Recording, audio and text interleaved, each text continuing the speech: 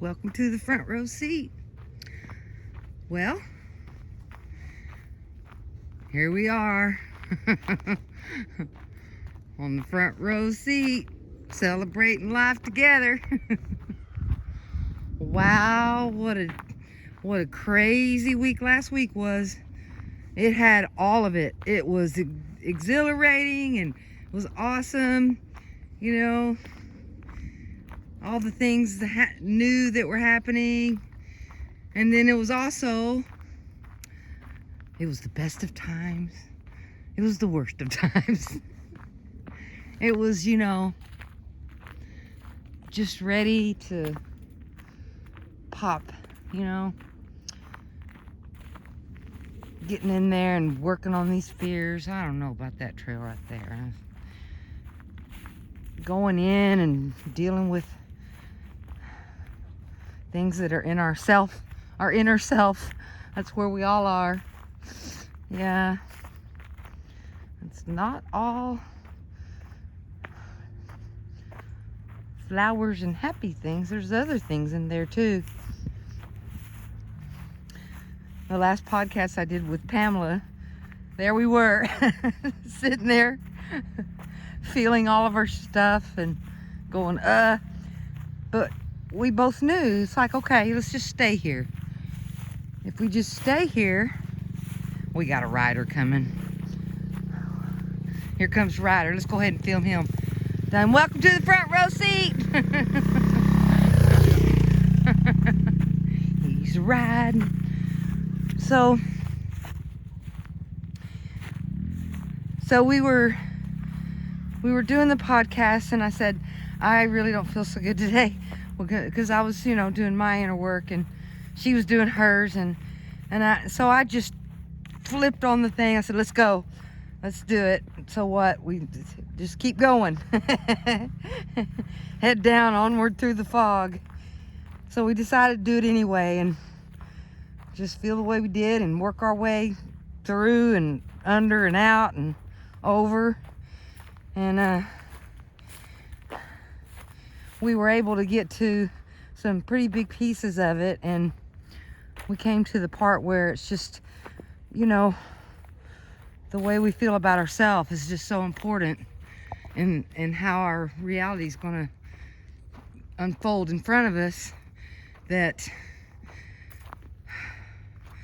those things within us, you know, that our perception of ourselves, if it's, you know,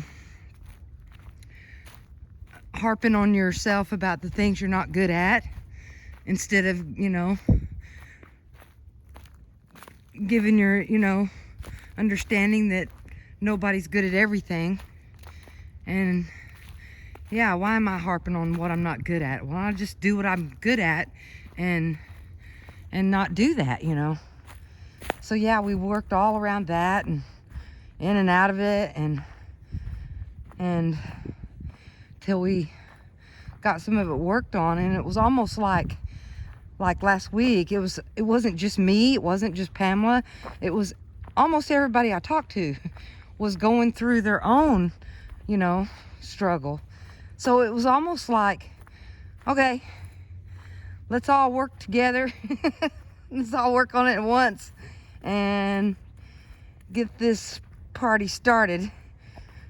So it was just a week of, I would face plant, and then somebody helped me up, and then they'd face plant.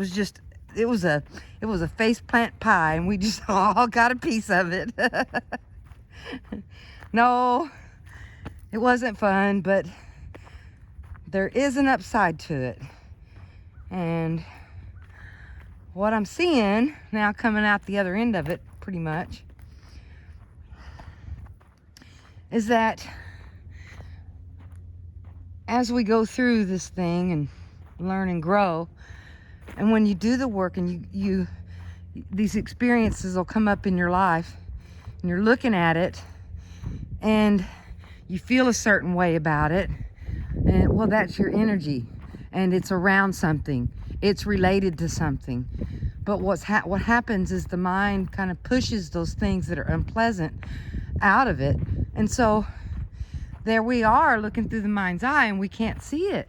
We can't see that, you know, that little ghost under the sheet over there in the corner. We can't see it. It's just, it has become part of the inner decor, per se. And so that's why it keeps coming up and coming around and coming around. It has its own IP address. It has information around it. And when that IP address gets triggered, well, there you are. And you feel it. You can't, but you don't know necessarily what it is. And so what I've learned to do, or try to do, is when I feel that way, is don't distract myself from it and recognize it. Oh, this is mine. This is in my energy. What is this? And I'll go write it down, and I try to really make sure that I don't let it go out onto anybody else and not project it out there, because it's not out there. And go to myself and keep to myself, and try to write down, try to get real curious about it and go in and, what is this? And so what was happening all last week, and I worked and worked and worked, and I felt my way through it, and it's like, wow, this is just, I don't know. And it just kept coming, and I just kind of watched it. And then the other night, I woke up in the middle of the night, still feeling the same way. And I don't know if I remote viewed it or if what happened. I was looking at it. I was like, oh, there it is. I can feel it. And it was real strong, And then all of a sudden I saw it. I saw this. It was in my mind's eye. I wasn't, visually seeing, I wasn't hallucinating things outside of myself. It was inside my mind. And it was this woman, and she had these green glasses on, the half glasses, and she was sitting behind a counter, and she had a scowl on her face, and she wasn't happy. And I was like, ooh, that's scary. I don't know why it's so scary. It's just, she's just sitting there, but she doesn't look happy. And then I just tried to see if I could see more of what was going on in the room around me, and I kind of felt around and looked around. I was in this little cot thing, and there was nobody else there with me. I was by myself, and that's all that was there. And I was like over kind of in this corner, and it was dark. And then there was a light over in the other corner of the room, and that's where she was sitting, and she was looking at me. And she wasn't saying nothing. She was just looking at me with this scowl, like, you need to stop it, because I was crying. I was upset because I was frightened, and I obviously needed help, and she was definitely not going to be the one that helped. And so I was just trying to piece it together. It's like, well, maybe this was something that happened in my past, and I just don't remember it, and it scared me so bad I blocked it all out. I don't know. So I just sat there and felt it, and I looked over at the lady with the glasses, and I was just like, well, hiya, I don't know why we're here, but here we are. And I just stayed with it. And then as I stayed with it, then, I started to feel a little better. Feel a little better. And then the next morning, my mom called and says, what are you doing? See, moms always know, don't they? And so I told her, Mom, was there anything unusual that happened where I was somewhere by myself and I was scared, and there was a lady with these glasses on? I mean, I'm sure she doesn't remember the details of it, but maybe she would remember the scene. And then she got quiet, and she says, oh, yeah, we shouldn't have left you there. And I said, left me where? And she said, well, you got sick and we had Donna and you were in the hospital and they needed to keep you overnight, so we left you there, and because there was other kids at home that had to be taken care of, so, and you know, there's only one car and it was just all that, right? So we left you there, and then we came and got you the next day, and I said, you shouldn't have left me there. And then I said, because I knew right then and then as I was thinking about it, and she was on the same page I was, and then I just said it, I said, that's when I quit talking. And she said yes. And so that experience, it scared me, and I quit talking.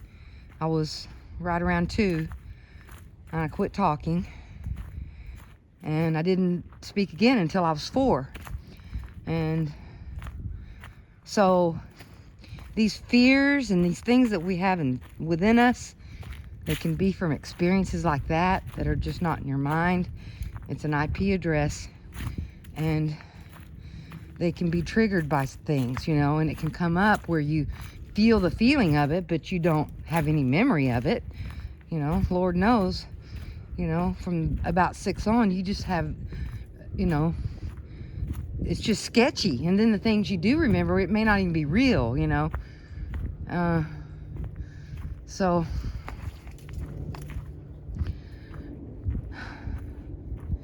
we talked about it, and then that's why I said, hey Mom, is that why I like lemon so much? That's how y'all got me to start talking again, was bribing me with lemon drops, that to get me to say something and speak again. Y'all told me if I would say something, like if I asked for something or whatever, you'd give me a lemon drop if I would speak. And she says, yep, that's what happened. And then she, you know, said, I feel bad about that. I know that we shouldn't have left you there. And I said, Mom, it's okay. You know, y'all were going through a lot of what y'all were going through back then, and it was a lot of stuff. And everything just happens the way it happens, you know. All I know is that maybe that was something I needed to experience so that I could, you know, work my way out of it, where it shows me, yes, you can work your way out of things. You can go through horrible things and you're still okay. You're all right. It's you know, experiences are just that. They're here to learn and grow from, and that's it. Period. End of story. Because it's all in the mind anyway. These physical experiences, they're just there, and they're representative of other things going on that's just spiraling out of this mind game thing. And who knows? See, that experience could have been connected to other experiences I had in other lives that frightened me, and it just manifested as that. See, we don't know all that stuff, and we can't like stand outside of it and look at the accumulation of everything we've ever been or seen or done and pinpoint where anything came from. So it's just there, and when it's just there, distracting, and oh, I'm just gonna go over here and do this instead, to get away from this energy that I feel that is not pleasant, and it's just going the wrong way. Because if you go into it, what I have found in this journey is that, you know, go into it, let yourself, you know, Let your, well, first you got to put a bunch of courage badges on. Courage badges, and know that you're resilient, and then just go in. I'm going in, and just be with it. Sit with it and let it be what it is. And if you can, just ask her, why do I feel this way? Well, I was asking myself, why do I feel this way? But I could not figure it out. I couldn't place it anywhere. Why do I feel this way? It was just fear. And I could feel it. Yeah, so I worked all the way through that one, and that that lady sitting on the other side of the room, with them glasses on, she just kind of like put an imprint in my mind about, she was a bit like Medusa, she was not very helpful. She didn't come over and say, "You'll be okay, little one," little lost one with nobody here. There was nothing like that. It was just looking at me, basically, telling me, "You need to shut up because you're bothering me." She's probably trying to do her work. I'm guessing that she was the nurse there. And see, all this stuff is just so weird, because I went on and became a nurse myself. And who knows, wonder if I was doing that so that I could try to go in and fix this thing. I don't know. This stuff is just in there so deep. And it just comes out in all these just ways. And it always works out. It's always around something that was scary. It's always around something that gave you a perception of something that is not healthy. It's just always that, and that's why nobody outside of you can help, because it's not outside of you, it's inside of you. It's inside your mind. That's where it all is. And after all the work that I've done so far, I'm sure I'll always be a work in progress. I keep coming back to the same things, like, yep, something manifested there, and it was nothing but fear. All fear. And I guarantee you, though, see, and this is another thing. When I was a nurse, I always had this thing in my mind that I needed to make sure to be kind to the suffering people, and that was about me, because I had suffered, around a nurse. I suffered because of the nurse. I'm sure she was busy, but the right thing would have, was to comfort and help, not look at a little baby in disdain and say, "Sorry, you're on your own,"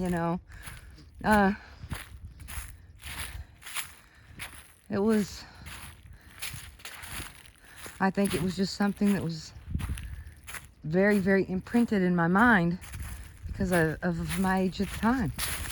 So this is what, it's all about you, because you're doing it. And even though you're not aware of the whys, the hows, the whens, when those, when we feel these energies and feel these bad, I don't know, call it mojo, when you feel the bad energy, when you feel bad, it's always goes back to these things within us, and it can not be connected to like the present, because it just got triggered by something that happened in the present, and then it's pulling you back because you've got fears around something. And when we have fears like that within us, they will manifest out in the real world, And I've dealt with fears of abandonment, and I had to heal and work and grow through that, you know, to where I'm okay on my own. It's been a long journey, but I can see where some of that stuff came out of, and it's about looking at it with compassion and, oh geez, that was scary, and not beating yourself up because those places are in there, you know, just letting it be. You know, you didn't do anything wrong. We're just these powerful energies that creates things, and we can make it go really bad. We can make it go really south because of the power that our mind has. That's all it is. It's not anything. Everybody's just bad. We have a lot of power, and you put a lot of power with ignorance, and you've got something there. So yeah, it was a really interesting week. And then at the same time that all that was going on, there was the other really neat part where Tom Campbell went on the Joe Rogan show. It was so cool to see him on there, talking to Joe Rogan, telling him all about it. Yeah. And what everybody was saying about it was, oh, Joe Rogan asked Tom Campbell, well, why don't you demonstrate your abilities, your paranormal abilities, so other people can see it? And Tom Campbell was like, I knew as soon as Joe Rogan said that Tom was not going to demonstrate any paranormal stuff, because he doesn't do that in front of a lot of people. But he does do it if he's in front of just his close people or one or two people, something like that. Because when I was there, man, oh man, he did all kinds of paranormal things. And I was there and I experienced it, but I don't have any witnesses. It was just me and him standing there and the things that happened. That's all I know. I could go back and verify, you know, some of the things that happened, like planes being delayed and things like that, but there was nobody else there to witness it but just me. But since it was my experience, it's my truth. So, because that's all, the only thing I go by. If it's my experience, that's my truth. If it's not my experience, it's not. I can't move forward in faith. Because faith sometimes can betray you. You know, and that faith wraps around in that belief thing. If you just believe anything, you'll fall for anything too, because, you know, others can tell you stuff that may not be true, and then you believe it, and then you start believing that stuff, and then it starts going wonky on you, because if it's not true, then it's not going to help you. And that's why belief is just not a good thing here.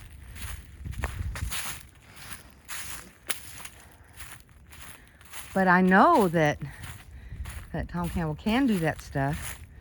I was in the presence of it and saw it with my own two eyes, and I lived it, and it was my experience, so I know that he can do it. I saw him do it. And I'm sure a lot of other people saw him do it too, but, you know, that's just the thing. I know that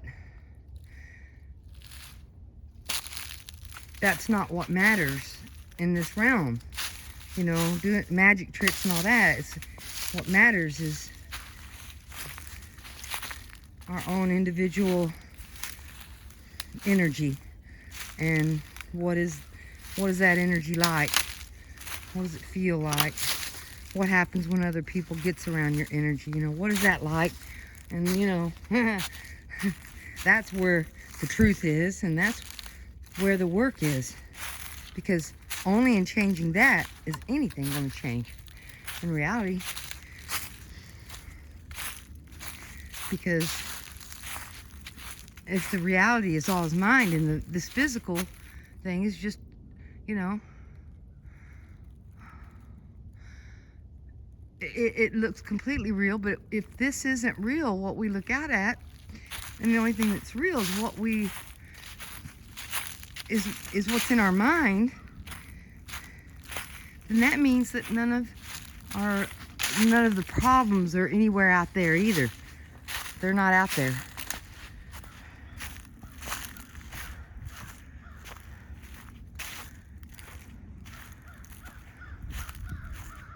Boy, I wish they were. I'd get a hammer and go after it. They're not there. So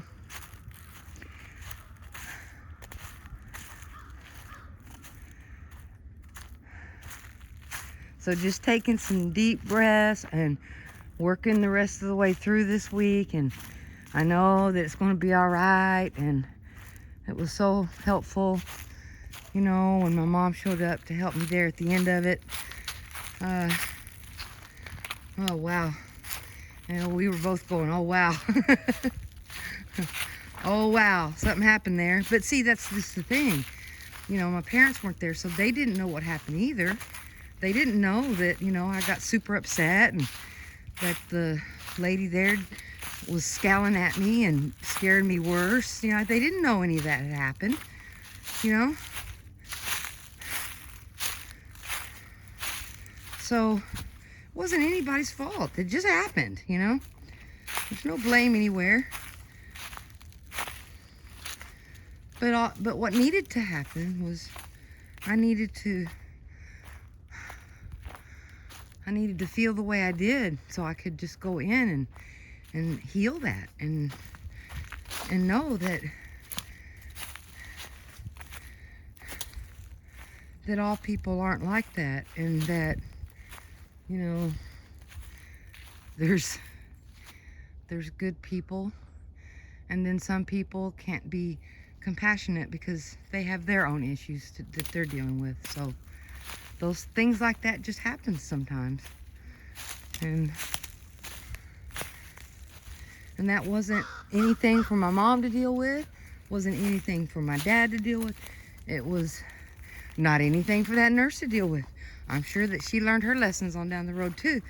It was for me to grow and heal and move past it. And I think I've come up on it a few times. I just didn't know what it was, and I saw I'd give up, you know, and move on. But this time, evidently, I had had enough of it, and it came around again, and I was just like, okay, we're doing this. We're going in. But I have to say, I did have, you know, my friend Pamela, she was right there cheering me on, and she was doing her work and I was cheering her on. So I think that helps a lot when you find others that you can, you know, do this work with. It really, really helps, because when you're doing this work, you know how it feels, and the healing work is very hard, and it takes diligence and patience and all these things. And when you're doing it alone, it just goes, you know, you can still do it, it just goes a little slower. But I have found that, you know, with Pamela showing up just in the nick of time, and we've been working together for a good 5 months now, so we're making a good clip of it now, and we're just moving through all these inner dynamics and fears that we have, and getting it up and out so it can heal, and understanding, you know, where we're at. This is where we are, it's where you need to go. Okay, that's where you're at. All right, I can see where you're at. Okay. Go, go, go. You know, it's just like having cheerleaders, you know, and Not anybody that, you know, because nobody can help you, you know, go in there and work with you on it. You have to do the work. But if there's somebody right there that knows what the work is and they're doing it too, they understand, you know, and go, oh yeah, woo, I know that place, been there, done that. Got about 10 t-shirts from those little episodes. And so I've really appreciated all the work that Pamela has done for the cause. Yeah, it's been really helpful. And that's what I really wanted for the front row seat, is to find a way to show how the, you know, show the work. And this is it, you know, and because I know that before I found, you know, how to work on these inner things and heal, which Tom Campbell was a big part of, I didn't know which way to turn, and I know I didn't feel very well, but nobody else around me felt very well either, so it was just, nobody felt very well. And there was just this drive to move forward, you know, to learn and grow. And that's not something permanent, it's something that needs to be done. And I like that about it, and that's what I want for Front Row Seat. I want it to be a place that others can come, can do their work, and feel safe to say things like, okay, sometimes I'm not very nice, because, you know, sometimes when we roll over these really fearful places with these really wonky IP addresses, you know, when you're in deep fear, you can't, that's when people are the meanest, because that's when they feel the worst. Because when people are feeling, you know, love and feeling that vibration, they are kind and caring and helpful. But fearful people are not kind, and they can get mean with each other because everybody's just triggering each other's fear, you know, and it's just it's a fear carnival. And it's not funny.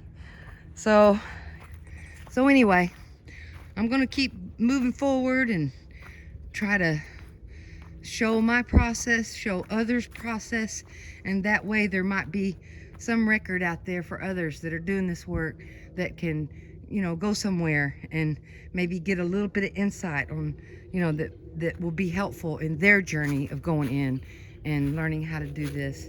Because I tell you, once you get past some of this stuff, it does get a lot easier. The more you do, the easier it gets. It just gets easier and easier as you go.